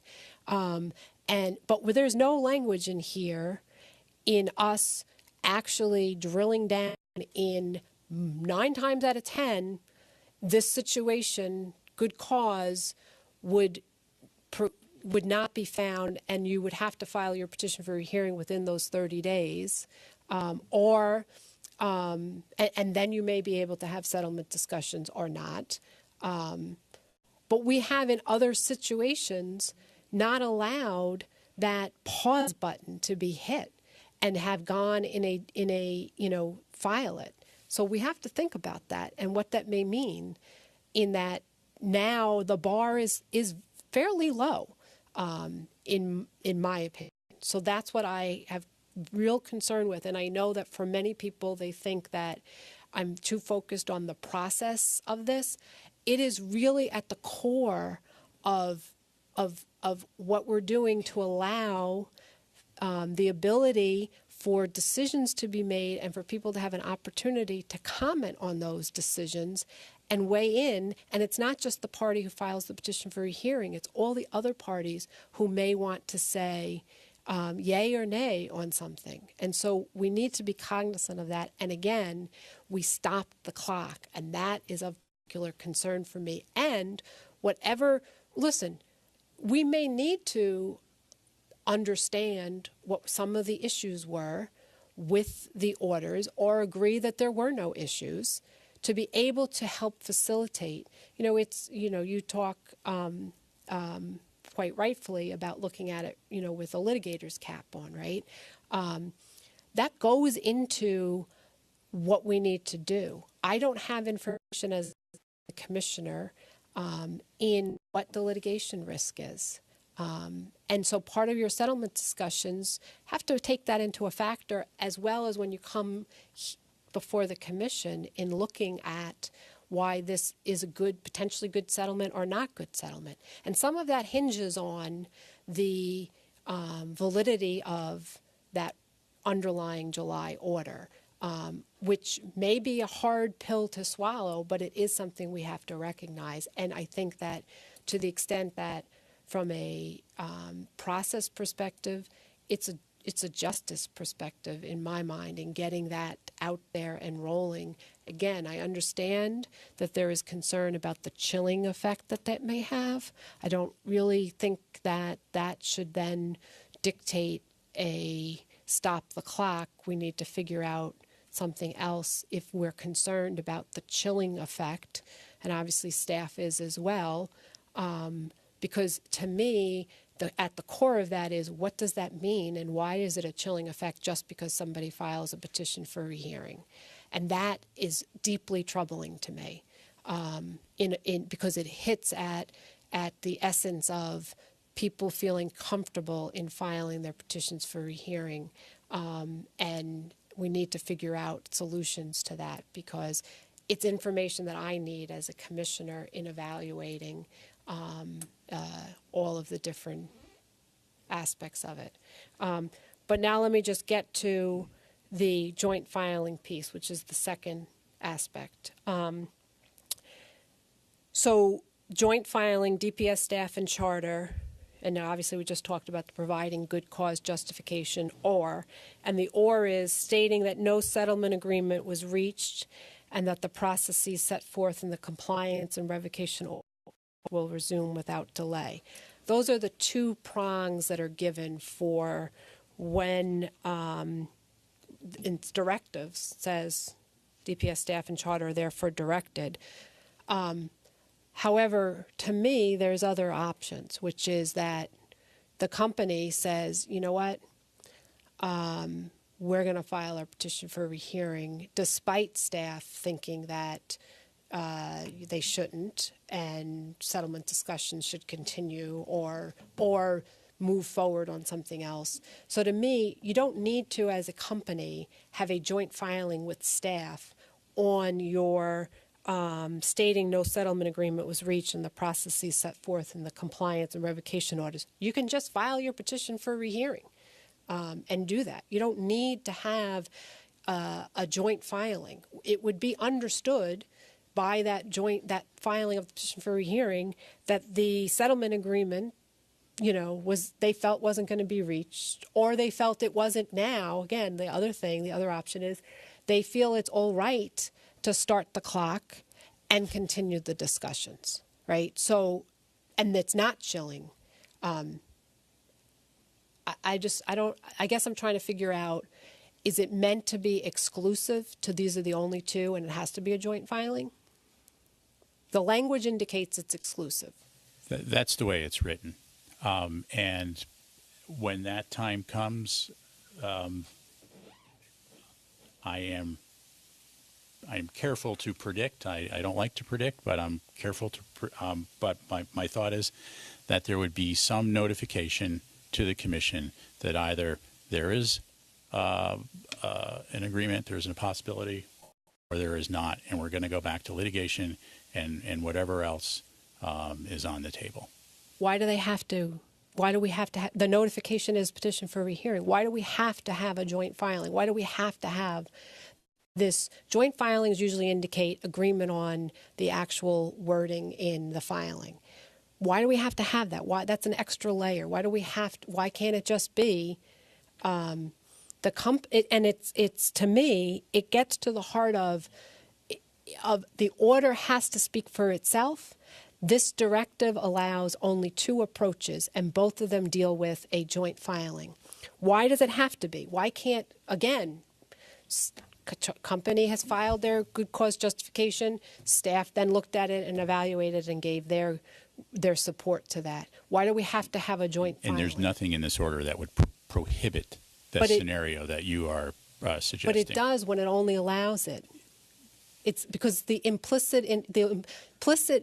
you just even said before that you would anticipate that there would be some notice. So why? Like, this is not clear in that if I looked at it under the four corners of this order, the only two options are, there is no, because it says DPS staff and charter are therefore directed.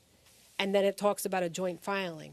It doesn't say, or carry on, and you can, it's a joint. It's not a joint filing that's permissive. This is an option if you want to do. It's a directive in that this is how you must carry on, and there's only two options here. I'm hearing, and I think it needs clarification in the order, that there is an opportunity for something outside of a joint filing. That doesn't mean that the company didn't file, because they're going to have to go by what the order itself says. And the second option that we're talking about here, it could be a one-sentence letter. Staff and charter, inform the commission that. But you're missing my scenario. point. And charter, as I want to come back to another point, Charter is the one who has asked for an extension and is free to chart its course. And that's what it has. This is a charter request for an extension. And charter, and getting back to the Entergy case, that was a situation where the request came after. This is a case where the request came before. So there are differences, and there will either, and staff is concerned also about the timing of what is going on, and that is one of the reasons that staff asked for, suggested that it would be 45 days rather than 60 days. So Right. This Counsel, I totally understand, and I understand in this situation, but you are not listening in a way that I feel we can get to. Again, it gets back into sort of the siloed approach here, right?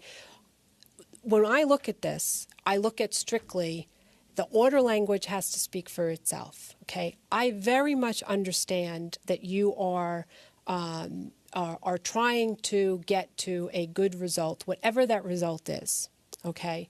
And I have, my concern is that when I look at the four corners of this order, I am concerned that we are setting up a joint filing requirement that is potentially unnecessary. It could be. You could choose to do that. And it is helpful that you're sharing that there may be. But you are not allowing the flexibility in the order itself, which is what we have to go with, in the order itself to allow the company or staff to file something outside of that in a way that is not seen as not following the dictates of the order. So I am making sure that we're comfortable with that and why we can't be more precise in the permissiveness of filing a petition for a rehearing. I mean, the first order where we extended this, we had sort of discussion about the meaning and the terms, and there wasn't this joint filing requirement. This is a new aspect of it. And so for me, I'm just trying to get to, we have to be clear in the orders itself so that people understand what the directives are and what the wiggle room is in allowing that. So can I put you on the spot, John, as counsel? Please go ahead. Is it your view and advice that we are on solid procedural grounds with what we're doing here? Yes. And is it your view and advice that this order as written properly reflects the steps we want to take in this matter? That is correct, yes. So I appreciate that Commissioner Berman disagrees, but I wanted to understand whether you stood by the language and the procedural and legal approach. Yes, I do. Okay. That is correct. Thank you. Thank you. I do have one other aspect to raise. I just have to find the language, and I'm sorry if you give me a moment.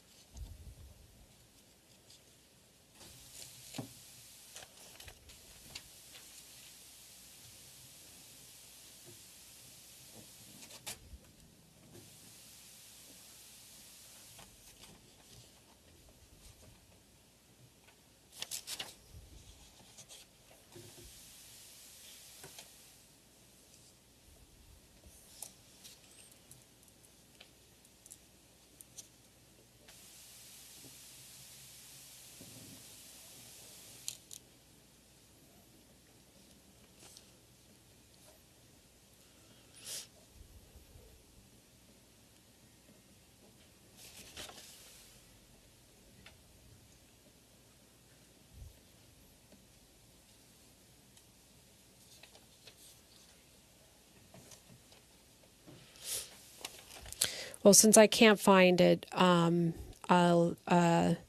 since I'm voting no, because I think that the order does not meet the Public Service Law, Section 22, legal standard for good cause to the extent that I think this discretion is overly broad and could have a chilling effect on other future cases, as well as I think that the order itself is similar to the July order, not allowing enough clarity in next steps. And I think that that is a disservice not only to the company and to staff, but to those folks who are following the specific directives in the order itself. Don't think that there was an intent to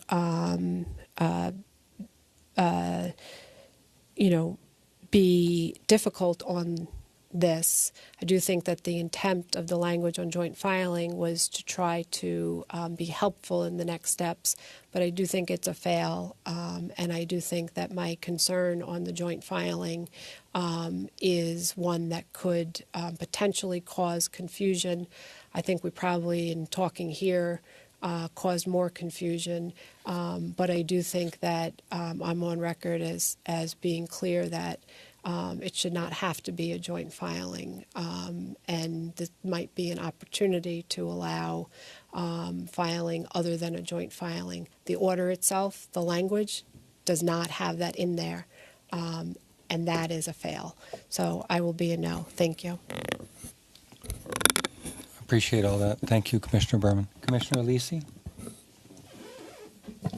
I'm going to support the issue. I would say for the record, I would have supported the 60 days, but that's just my personal preference. I think if we're going to go this far, if they ask for 60 days, we're pushing back with 45, putting that kind of pressure on the negotiating process. May or may not work. But I don't want to be here again voting on this issue. So I'm going to vote yes today, and that'll be my vote. So thank you. I think our positions are clear, but we actually need to call for a vote. So I will do that. So calling for a vote on item 501. My vote is in favor of the recommendation to confirm the October 10, 2018 order granting a 45-day extension to Charter Communications as discussed. Commissioner Sayre, how do you vote? Aye. Commissioner Berman? I vote no based on my comments today and based on my comments at the last session that should be incorporated by reference to explain my no vote, and thank you. And Commissioner Alisi? Yes. The item is approved and the recommendation is adopted. We will now move to the consent agenda. Do any commissioners wish to comment on or recuse from voting on any items on the consent agenda? Commissioner Sayre? No. Commissioner Berman? I am not going to be voting on item 265. I'm abstaining because I did not feel that it fully incorporated the information I needed to make a decision. And so I abstain, and I do want to flag for me that part of the issue relates to looking at this more holistically, looking at the relevant items as it relates to the items that are addressed here but not fully looked at, including item 17, footnote 17 and footnote 19. I do think that staff did an exceptional job, an incredible job of working through the issues, but I do think that how this may impact all of our overall focus, especially with microgrids, as well as looking at how we're looking at all the different issues, especially redundancy issues.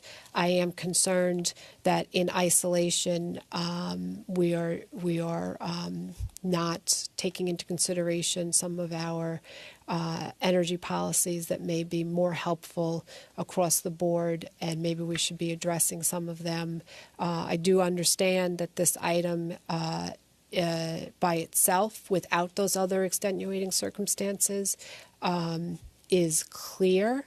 However, I do think that what leaves me pause is that we need to address more holistically information that's not here, and that would be helpful to me overall to know, by doing this, what are some of the implicit next steps, what are some things that may wind up, and projects that may wind up falling off the table because we go forward in this approach that others might be relying on, especially as it relates to state funding and other sister agencies. I think it's really important for us to clearly know and look at the item, not just in isolation of this particular specific, but in terms of the holistic nature of what this customer in general is doing, what's happening in that area, and then how it is potentially impacting some of our policy decisions in other areas, as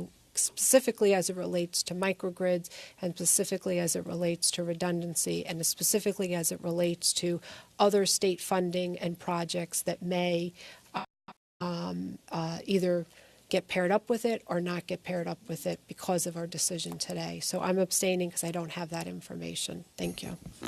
Thank you very much. Commissioner Lisi? The items are approved and the recommendations are adopted. Secretary Burgess, is there excuse anything me, Chair fur- Rhodes, can you just retake that vote? I don't know if Commissioner Sayre, did you vote, or you were just saying you didn't have any comments on the agenda? I didn't have any comments. I hereby vote in favor. I beg your pardon. I'm sorry. Thank you, Secretary Burgess. Well, let's proceed to vote. Okay, thank you. My vote is in favor of the recommendations on the consent agenda. Commissioner Sayre, how do you vote? Aye. Commissioner Berman? I abstain. Commissioner Lisi? Yes. The items are I'm sorry. approved. Are you abstaining from the whole consent agenda or just 265? 265, and voting yes on the remainder. Thank you. Thank you again, Secretary Burgess. We're difficult, I guess. Sorry. The items are approved and the recommendations are adopted. Secretary Burgess, again, is there anything further to come before us today? Nothing further for today. The next commission meeting is November 15th. Thank you.